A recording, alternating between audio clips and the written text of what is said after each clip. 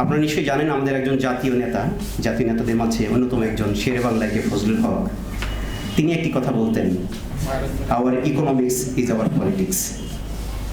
আমাদের অর্থনীতি হচ্ছে আমাদের রাজনীতি। অর্থাৎ এই অঞ্চলের মানুষরা রাজনীতি করেছে অর্থনৈতিক মুক্তির জন্য।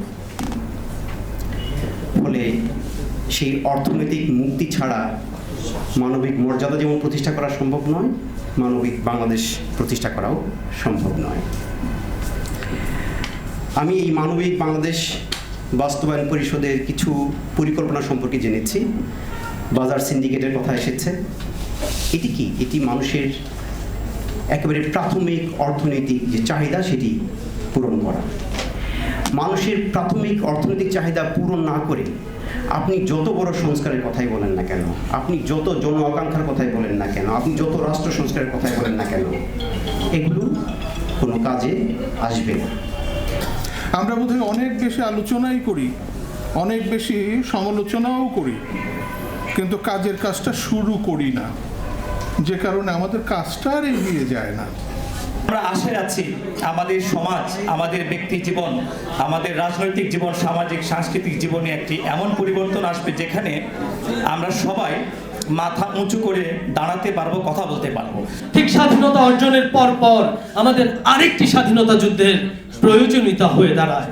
আমার প্রশ্ন আপনাদের কাছে, আমার প্রশ্ন দেশবাসীর কাছে, যারা বাংলাদেশ বিষয়ে আপোষ করে না তাদের কাছে আমার প্রশ্ন, আমরা আর কতবার যুদ্ধ করব? তবে কি আমাদের স্বাধীনতা আসেনি? যারাই সিন্ডিকেট করছে সব ধর্মের, যারাই সিন্ডিকেট করছে সব শ্রেণী, তারা কি নীতি নৈতিকতা শুনে আসেনি ছোটবেলা থেকে?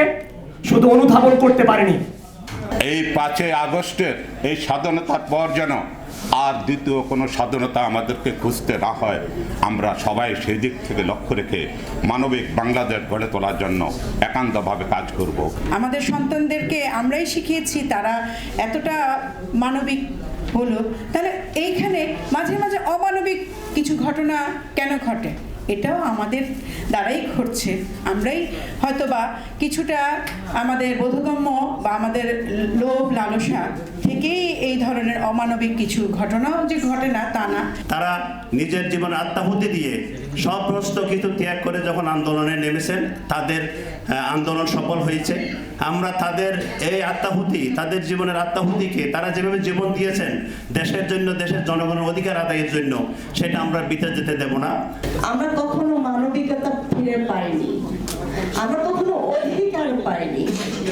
আমরা এমন একটা মানবিক চাই, এমন একটা মানবিক বাংলাদেশ চাই যার একটা হাতে হাজার হাত হবে। মানবিক বাংলাদেশ বাস্তবায়ন পরিষদ তারা মানবিক বাংলাদেশ গড়ে তুলতে চান, এবং এর যেটা অত্যন্ত গুরুত্বপূর্ণ বাংলাদেশের জন্যই নয় শুধু, এটা সমস্ত বিশ্বব্যাপী মানবিক সমাজ, এটা আমাদের সবারই প্রত্যাশা।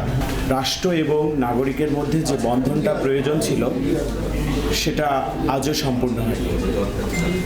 আমাদের মনে হয়েছে যে বাংলাদেশকে যদি এই অপর রাজনৈতিক নেতৃত্বে রাখা হয় তাহলে আমাদের নতুন প্রজন্মের জন্য যে সভ্য রাষ্ট্র আমরা চাচ্ছি সেটা অসম্ভব। আমরা রাষ্ট্র সংস্কারের জন্য ব্যস্ত। আসলে রাষ্ট্র কে সংস্কার করবে? যারা আগে ক্ষমতায় ছিলেন তারাও বলছেন রাষ্ট্র সংস্কার করতে হবে, কেউ বলছেন রাষ্ট্র মেরামত করতে হবে। আসলে ask yourself how much you are pure. First you ask yourself.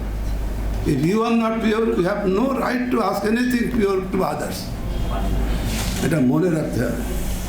নিজেকে আগে সংস্কার করেন, নিজেকে আগে পরিষ্কার করেন, তারপরে পরিষ্কার করার আহ্বান জানালে পরিষ্কার হবে। সেই নির্বাচনটি যদি আমরা সঠিকভাবে করতে পারি তাহলে এই ভালো লোকরা নির্বাচনে যাইতে পারবে এবং আগামী দিনে আমরা মানবিক দেশ গড়তে পারব। তো এই মানবিকতা যদি কাজ করতো তাহলে ধর্মীয় বিভাজনের ভিত্তিতে ভারত ভাগ হতো না। কাজে মানবিকতাটা কিন্তু সবার উপরে দরকার। এই তরুণ সমাজ যে মানবাধিকার বাস্তবায়নে যে উদ্দেশ্য, যে যে তাদের অন্তর্নিহিত যে উদ্দেশ্য নিয়ে তারা রাস্তায় বা তারা বাস্তবায়ন করতে নেমেছে, আমি তাদের সার্বক্ষণিক তাদের জীবন কল্যাণ কামনা করি এবং তারা উজ্জ্বল ভবিষ্যতে উজ্জ্বল নক্ষত্র হবে রাষ্ট্রের এবং তার কর্মময় জীবনে আরও সুন্দর হোক।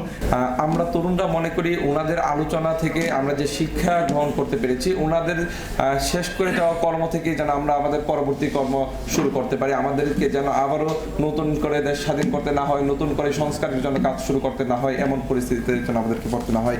আমরা আশা করছি বাংলাদেশের প্রতিটা জেলায় যত রাজনৈতিক সচেতন ব্যক্তিত্ব রয়েছে তারা সকলে আমাদের পাশে থাকবেন।